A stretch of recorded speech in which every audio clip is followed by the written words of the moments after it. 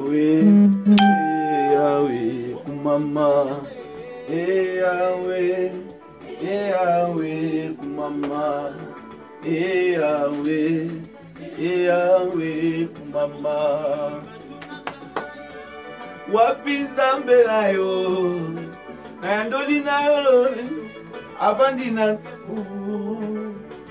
Elombe mubali, kamwezo mansimate, Sikwana leto yo, makasi na wangame, Kumama. Yahweh, Yahweh, Kumama, Yahweh, Yahweh, Kumama, Yahweh, Yahweh, Kumama, Yahweh, Yahweh, Kumama. Yeah.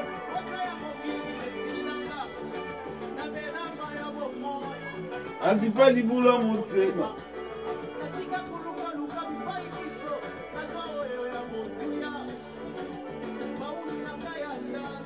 Masia Yesu nanga. Yahweh, Yahweh. Voilà, je bénis l'Éternel Dieu, je bénis mon Seigneur, mon Sauveur Jésus, qui m'a permis d'être devant vous pour partager ce morceau de la connaissance que Dieu m'a donnée. Je sais que Dieu est merveilleux, Dieu qui nous donne cette opportunité chaque jour de prendre, d'ajouter, de cultiver, c'est-à-dire de recevoir quelque chose, un plus, et de garder cela.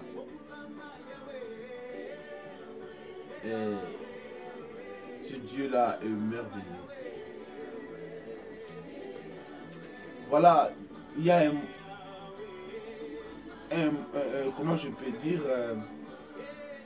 Dieu m'a donné quelque chose qu'on peut partager concernant l'œuvre du Saint-Esprit. L'œuvre du Saint-Esprit dans la vie des hommes, je peux dire en général. D'abord, le Saint-Esprit est la troisième personne de la Trinité. Quand on parle de la Trinité, il n'y a pas trois dieux, mais il y a un seul Dieu qui agit, est en paix, que l'Ancien Testament nous a fait voir et qui révélait Jésus dans les différents moyens comme un ange, l'ange de l'Éternel. Mais dans l'Ancien Testament, on a parlé beaucoup à ce qui concerne le Dieu, le Père Yahvé, et que nous voyons la deuxième personne qui est Jésus, qui est venu, qui a pris son départ sur la terre par rapport à la, comment je peux dire, c'est à travers la femme qu'on appelle Marie, qui est devenue enceinte. Il a enfanté un enfant, et cet enfant qu'on a appelé Jésus, et la Bible dit en lui était toute la plénitude, et c'est lui qui était homme Dieu, Christ, et c'est lui qui nous a apporté la bonne nouvelle. C'est le témoin fidèle qui est venu du ciel. Comme dit mon Père m'a envoyé, moi aussi je vous envoie. Dieu lui-même, il s'est manifesté.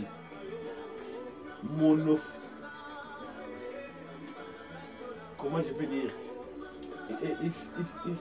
Il s'est pas transformé. Comment je peux dire? Il y a un mot grec qu'on parle, théophonie. Donc Dieu a pris un corps d'un enfant. Dieu se manifestait étant un homme, Dieu, Jésus-Christ. Il est venu avec la parole qu'on appelle la bonne nouvelle du royaume pour que chacun, quiconque croit, soit sauvé.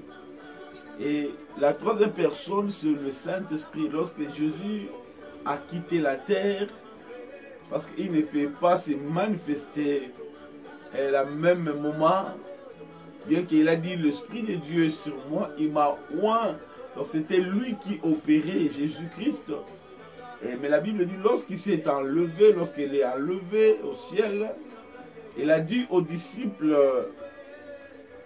dans le livre de Acte 1, 8, le livre de Acte 1, 8, il a dit ceci: mais vous recevrez une puissance, le Saint-Esprit, survenant sur vous, et vous serez mes témoins à Jérusalem, dans toute la Judée, dans la Samarie et jusqu'aux extrémités de la terre. Ce qu'on pouvait partager, ce que Dieu m'a donné à partager, c'est d'abord le Saint-Esprit, c'est Dieu, que Jésus a promis aux disciples. Il a dit, vous recevrez une puissance.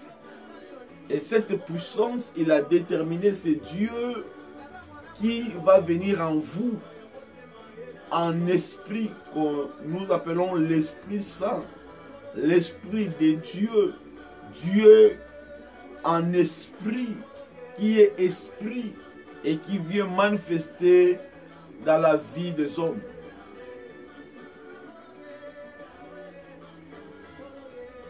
Et dans ces trois parties, dans ces manifestations que Dieu se manifestait, étant Dieu le Père, Dieu le Fils et Dieu le Saint-Esprit, Dieu s'est révélé en nous comme étant le Père, le Fils et le Saint-Esprit. Il n'est pas une certaine de force lointaine, la part des temps absente et apathique. Au contraire, le plan de Dieu est d'être impliqué intimement dans nos vies entières. Donc la partie du Saint-Esprit, l'Esprit qui est venu s'impliquer intimement dans nos vies entières. C'est que Dieu voulait vivre en intimité avec ses créatures, avec ceux qui doivent hériter, ceux qui ont accepté la bonne nouvelle, ceux qui ont cru à la parole de Dieu, ceux qui ont cru à Dieu qui est le Fils Jésus-Christ.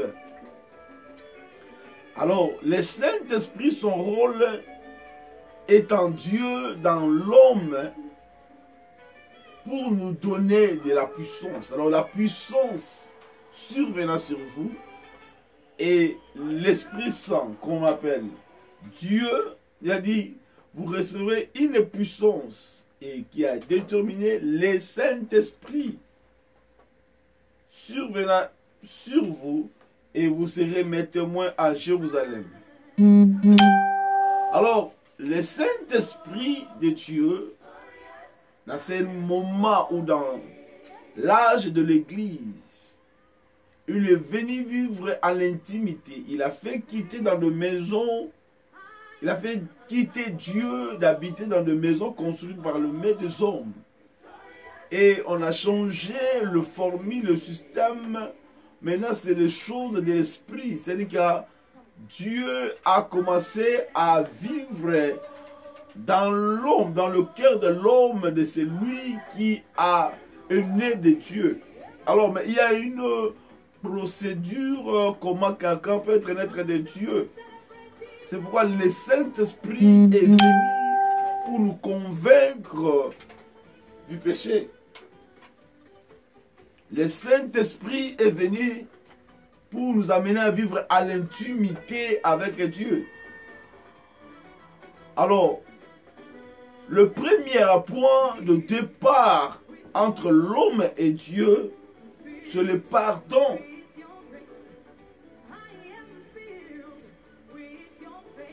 C'est nous donner le pardon ou nous pardonner et donner une nouvelle et propre vraie vie.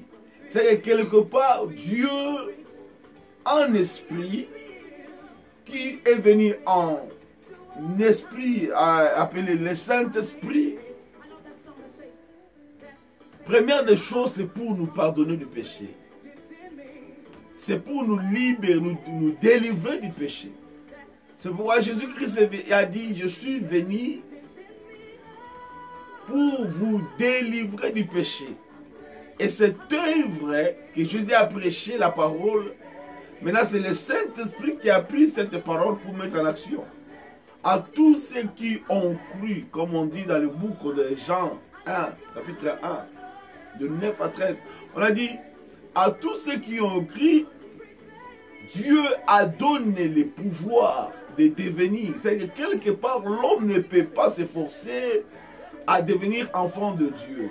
L'homme ne peut pas s'efforcer à dire je suis enfant de Dieu. L'homme ne peut pas s'efforcer pour se démontrer enfant de Dieu. Mais la Bible dit, premier acte, c'est de croire. À quiconque croit. C'est qu'on n'a mis personne à part. Tout le monde. Ne mettez pas les titres. Je suis évangéliste, je suis pasteur, apôtre, prophète, docteur, diacre, bishop, archibishop. Je suis ministre, je suis queen, reine ou king, plutôt roi. Tu peux avoir toutes sortes d'honorations sur cette terre. Mais cette phrase, à quiconque croit, on ne met pas en exception, c'est tout le monde. À quiconque croit, à ceux qui ont crié à son nom, Dieu qui a pardonné le péché, Dieu qui a accepté de nous pardonner, Dieu que nous avons trouvé grâce devant ses yeux. Le premier pas du pardon de Dieu, Dieu nous fait donner le pouvoir pour devenir. Alors pour devenir, il faut avoir le pardon de Dieu, le pardon du péché, le pardon de nos fautes, le pardon de nos mystères, le pardon de tout ce que nous avons vécu, fait, commis.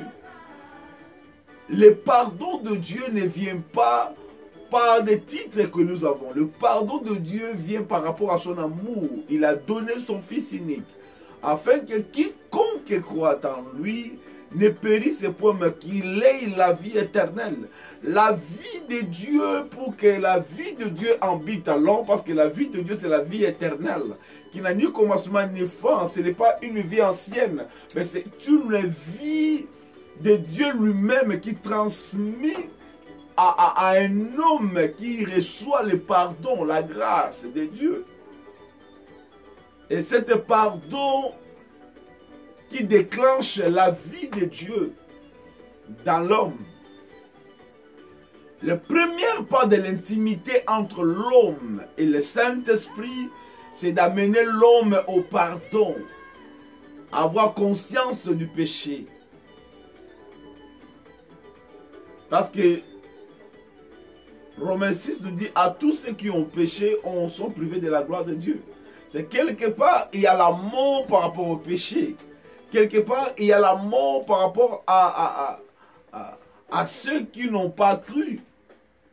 Mais la Bible déclare que par l'amour que Dieu nous a aimés, il a parlé dans le Jean 3,16. Dieu a tant aimé Jude. Dieu a tant aimé qui que ce soit, et sans compter le titre, sans compter tes moyens, tes facultés intellectuelles, tes capacités, ta force musculaire, ta taille, ta beauté, ta façon de vivre, ta nationalité, tes peaux, le pot. Non, Dieu n'a pas regardé cela.